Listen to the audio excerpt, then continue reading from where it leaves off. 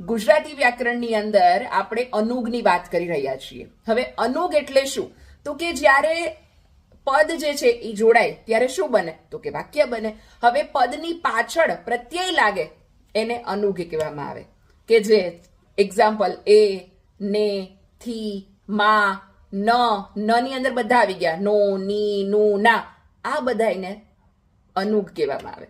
Example આપું તો પિતાએ સ્તુતિને સફરજન આપ્યું. તો શું આવશે? પિતા એ જે છે એ શું થઈ ગયું? અનુગ. સ્તુતિને તો ને શું થઈ ગયું? અનુગ. ઓકે. હવે આ અનુગ જે છે એ હંમેશા પદની સાથે જોડાયેલ હોય, એટલે કે અલગ ન હોય એમ. જેમ કે હું કહું મોનાએ સીમાને પુસ્તક આપ્યું, તો મોનાએ એમાં સ્પેસ ન હોય ઇન શોર્ટ. ઓકે. તો એ જે છે એ શું થઈ ગયું? અનુગ. અને સીમાને પુસ્તક આપ્યું તો ને શું થઈ ગયું? અનુગ. તો ઇન શોર્ટ પ્રત્યય જે છે ને એને બીજું નામ આપી દીધું અનુગ.